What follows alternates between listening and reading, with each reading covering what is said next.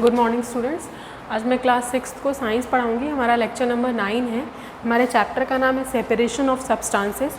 इसमें हमने कुछ टॉपिक कवर कर लिए थे। जैसे हमने इसमें आपको पढ़ाया था, जब दो कंपोनेंट का मिक्सचर होता है तो हम उसे सेपरेट कैसे करते हैं। इसमें जैसे आप चैप्टर का नाम भी आप देख सकते हैं, इसमें सेपरेशन ऑफ सब्सटेंसेस है। तो जब हम दो सब्सटेंस को सेपरेट करते हैं तो वो कैसे करते हैं।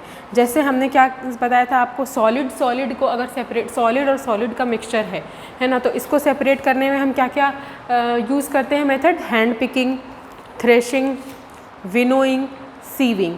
और अगर सॉलिड और लिक्विड का मिक्सचर है तो हम कौन सा मेथड यूज़ करते हैं।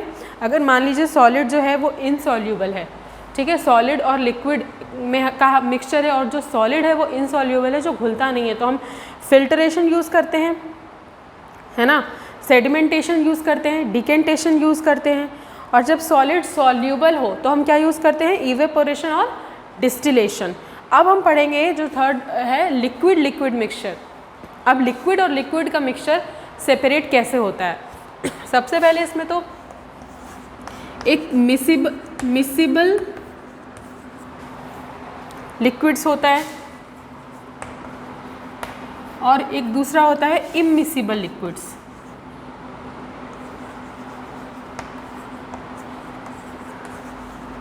इमिसिबल लिक्विड्स, जो मिसिबल लिक्विड्स होता है, ये liquids that mix with each other. Miscible liquids में जो ऐसा लिक्विड जो एक दूसरे से पूरे अच्छे तरह से मिक्स हो चुके हैं और सॉल्यूशन बना चुके हैं, उसे कहते हैं मिसिबल लिक्विड्स। और इमिसिबल लिक्विड्स उसे कहते हैं जो मिक्स नहीं हुए हैं, जो ऐसा लिक्विड जो एक दूसरे से मिक्स नहीं होता है। Liquid does not mix with each other are called immiscible liquid. जैसे आप इमिसिबल में देख सकते हैं वाटर और ऑयल। वाटर और ऑयल दोनों लिक्विड है ना, वाटर और ऑयल दोनों लिक्विड है, लेकिन हम जब इसको मिक्स करेंगे तो क्या ये मिक्स होगा, नहीं। क्या होता है, ऑयल ऊपर अलग एक सतह पे अपनी जगह बना लेती है और नीचे वाटर रह जाता है। अब हम इसकी जो इमिसिबल लिक्विड्स हैं, इसको हम सेपरेट करने के लिए कौन सा मेथड यूज़ करते हैं, separating funnel method. Separating funnel method, हम ये मेथड को यूज़ करते हैं। अब आप पेज नंबर 33 में एक्टिविटी 3 है। इसमें आप देख सकते हैं एक एक्सपेरिमेंट करके दिखाया है। मटेरियल्स इसमें कौन कौन से लगे हैं, oil, water mixture, beaker, stand और सेपरेटिंग फनल। इसमें क्या किया है, सबसे पहले ऑयल और वाटर का मिक्सचर ले लिया गया है, इसको अच्छे से स्टिर किया गया है, मतलब मिलाया गया, घोला गया है। अब क्या किया है, इसको एक फनल में स्टोर कर दिया गया है और फनल के नीचे एक एम्प्टी बीकर लगाया गया है, एक खाली ग्लास लगाया गया है। अब इसको क्या किया है, इसके जो फनल है इसको बंद, इसके टैप को बंद कर दिया गया है और जो भी लिक्विड है, फनल में जो लिक्विड हमने इसमें डाल दिया, किसका, वाटर और ऑयल का लिक्विड हमने फनल में डाल दिया और इसके टैप को क्लोज कर दिया। और अब 10 मिनट के लिए इसको वैसे के वैसे स्टैंड पे छोड़ देंगे। जब हम 10 मिनट के लिए छोड़ देंगे तो जो ऑयल है वो अलग अपनी लेयर बना लेगी, वाटर अपनी अलग लेयर बनाएगी। फिर उसके बाद हम उसको टैप को नीचे से धीरे से खोलेंगे और वो नीचे का जो वाटर होगा वो टिकल होकर नीचे वाले जो एम्प्टी फनल्स है उसमें आ जाएगा और जो ऑयल है वो फिर ऑयल की जब मात्रा जब नीचे आ जाएगी एकदम टिप पे, तो हम उस टैप को बंद कर देंगे तो ऑयल अलग हो गया और वाटर अलग हो गया। तो इससे क्या हुआ, लिक्विड मिक्सचर सेपरेट किया गया। ठीक है। मिसिबल लिक्विड्स में कंडेंसेशन आता है। कंडेंसेशन मैंने आपको पढ़ाया था, the process in which a gas changes to its liquid form, water is called condensation. Condensation में क्या होता है, जब ऐसा प्रोसेस जिसमें जो गैस है वो लिक्विड फॉर्म में चेंज हो जाता है, उसे बोलते हैं condensation. The process of condensation is opposite to evaporation. Evaporation का जस्ट अपोजिट ये कंडेंसेशन प्रोसेस होता है। इवापोरेशन में क्या होता था, जो लिक्विड है वो गैस फॉर्म में चेंज होता था और कंडेंसेशन में क्या होता है, जो गैस फॉर्म में वो लिक्विड में आ जाता है। ठीक है। अब आप आइए वाटर क्या होता है। वाटर तो आपको पता ही होगा, वाटर इसे कहते हैं, वाटर को अ यूनिवर्सल सॉल्वेंट। वाटर एक ऐसी चीज़ है कि किसी भी चीज़ को अगर किसी भी चीज़ में घोलना है तो सबसे पहले हमें वहाँ पे किस चीज़ की ज़रूरत पड़ती है, वाटर की ज़रूरत पड़ती है। ये एक यूनिवर्सल सॉल्वेंट है, ये किसी भी चीज़ में आसानी से घुल जाता है। वाटर, ठीक है, इसको बोलते हैं अ यूनिवर्सल सॉल्वेंट। अब देखिए इसको इसलिए क्यों बोलते हैं बता दिया। Water can dissolve a large number of substances in it. Water अपने अंदर बहुत सारी सब्सटेंस को भी डिजोल्व कर सकती है और वाटर खुद भी बहुत सारे सब्सटेंस में डिजोल्व हो सकती है, तो उसे बोलते हैं इसलिए इसे बोलते हैं यूनिवर्सल सॉल्वेंट। इसीलिए इसे बोलते हैं universal solvent. The substance which dissolves in water और are called soluble in water.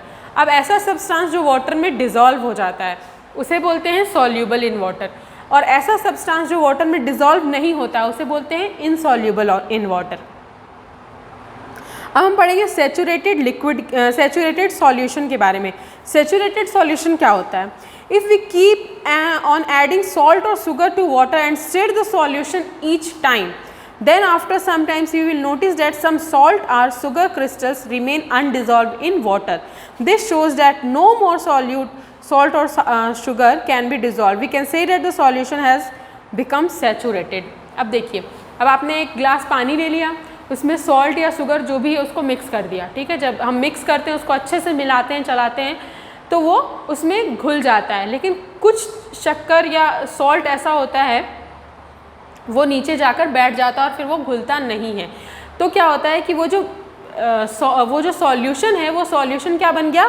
Saturated solution. मतलब अब इससे ज़्यादा इसमें हम नहीं कुछ मिला सकते हैं, मतलब ये सॉल्यूशन पूरा तरह से सैचुरेटेड हो गया है। अब हम इसमें ज़्यादा अगर कुछ मिलाने की कोशिश करेंगे तो वो उसमें जाकर घुलेगा नहीं, तो उसे कहते हैं saturated solution. A solution which no more solute can be dissolved at a given temperature is called a saturated solution। वही वैसे सॉल्यूशन में अगर हम एक ही टेम्परेचर पे अगर हम उसको घोल के रख दिए और उसके बाद वो थोड़ी देर बाद भी वो अगर नहीं घुल रहा है, जितना उसको घुलना था वो घुल गया और थोड़ी देर बाद अगर वो नहीं घुल रहा है वो चीज़, तो क्या हो गया? जितना घुला था उस मिलकर वो क्या बन गया? सैचुरेटेड सॉल्यूशन, ठीक है। वो सैचुरेटेड हो चुका है, इसलिए अब वो जो थोड़ा बहुत जो शक्कर रह गई है वो अब उसमें नहीं मिल रहा है, क्योंकि वो सॉल्यूशन पूरी तरह से सैचुरेटेड हो गया है, ठीक है। होमोजीनियस मिक्सचर क्या होता है? If the solute dissolves in liquid, अगर लिक्विड में कोई सॉल्यूट को डिजॉल्व किया गया, it forms a homogeneous mixture.